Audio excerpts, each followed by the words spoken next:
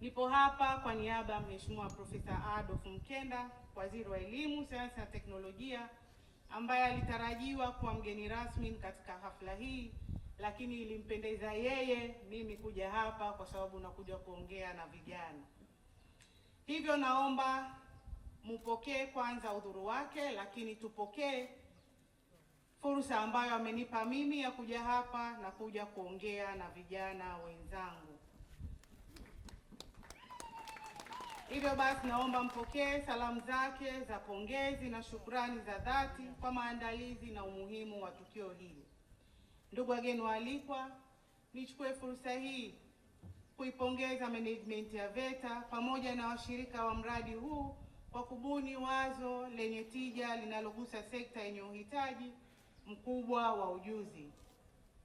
Uzinduzi wa mradi huu ni hatua muhimu katika kuwawezesha vijana wa Kitanzania kuongeza maarifa na stadi, hususan katika sekta ya kilimo ambayo ni mhimili wa uchumi wa nchi yetu. Mradi huu umejikita katika kujibu changamoto za mahitaji ya ujuzi katika maeneo ya ufundi wa zana za kilimo, teknolojia ya umwagiliaji pamoja na teknolojia za uhifadhi wa mazao. Matumizi sahihi ya teknolojia hizi yataongeza tija katika uzalishaji na kupunguza upotevu wa mazao baada ya mavuno, hivyo kuchangia kukuza uchumi na ustawi wa wananchi.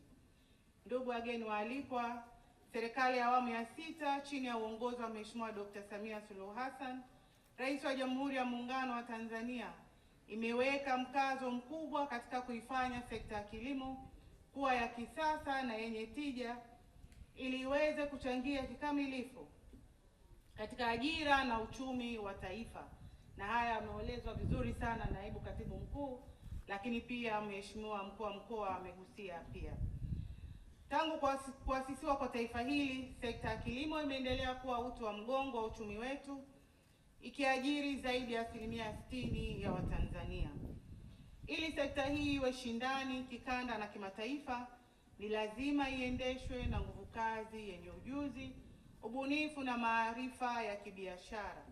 Katika kipindi cha sasa, tunaona mabadiliko makubwa katika kilimo, kuanzia matumizi ya zana na mitambo ya kisasa, mifumo ya umwagiliaji yenye ufanisi, teknolojia za kuhifadhi mazao baada ya mavuno, hadi matumizi ya tehama katika masoko na usimamizi wa uzalishaji. Kilimo cha leo si cha jembe la mkono pekee, bali ni kilimo cha teknolojia, thamani na biashara. Hivyo vijana wetu wanapaswa kuandaliwa kwa ujuzi unaowawezesha kushiriki kikamilifu katika mnyororo mzima wa thamani katika kilimo.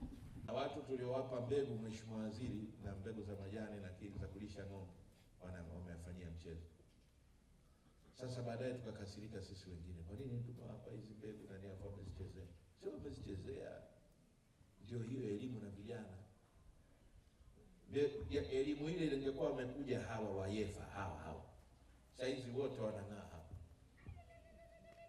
wote wanang'aa. Lakini tumekwenda kuwapa elimu watu ambao hawaiwezi hawaiwezi. Sasa mimi ndio nataka niwaambie hawa kwamba kwa fursa hizi, kwa ushahidi, wala msiseme kwamba viongozi sisi tumekuja tunapiga bla bla. Mnaoweza, mnaotaka kwenye sekta ya kilimo, Morogoro ndio kitovu cha maendeleo. Mheshimiwa Waziri, na kuomba kwamba haya ninayosema, kwa mfano ya majani ya ng'ombe, waje wajitokeze. Tena wasitafute mtu mwingine sio kapiga kona nini. Mkijipanga njooni kwa mkuu wa mkoa. Ni mimi kwa leo. Bwana wewe ulipiga story pale, ulipiga sauti mbele ya naibu waziri na nini kwa ajili ya nani?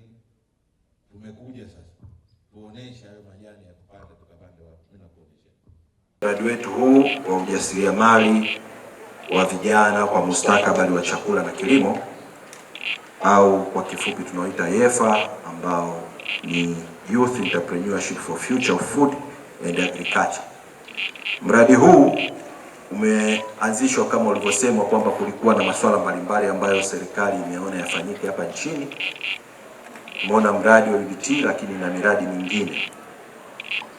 Kupitia miradi hiyo tumeona kwamba kuna fursa ambazo vijana wa Tanzania wanatakiwa wapate ujuzi, lakini mwisho wa siku waweze sasa kuona fursa zilizopo kutokana na ujuzi ule ambao wameupata kulingana na mahitaji ya soko la ajira pamoja na teknolojia za kisasa zinazotumika katika masuala mazima ya kilimo. Tunatarajia mradi wetu utakuwa na matokeo, na lengo ni kuwa na matokeo chanya ambayo yatawasaidia vijana hao wa Kitanzania kuweza kupata ujuzi, lakini pia kuweza kuwa na ujuzi wa vitendo katika kutekeleza shughuli mbalimbali. Lakini ujuzi ule uwe unaendana na mahitaji ya soko la ajira, lakini mahitaji ya waajiri mbalimbali katika sekta hii ya kilimo, lakini kupunguza pengo lile la ujuzi ambalo tumelibaini na kuliona wakati tunaendelea na uandishi wa mradi huu. Tunaamini vijana ambao wamepata ujuzi kupitia mradi huu wataenda kuwa chachu na kuwawezesha kuwafundisha vijana wenzao kushiriki katika miradi mbalimbali ya kimkakati inayoendana na sekta hii ya kilimo, lakini kupata ajira kwenye maeneo ya viwanda ambavyo vinashughulika na masuala mazima ya kilimo na usindikaji wa mazao pamoja na wadau wengine kutoka katika wizara mbalimbali.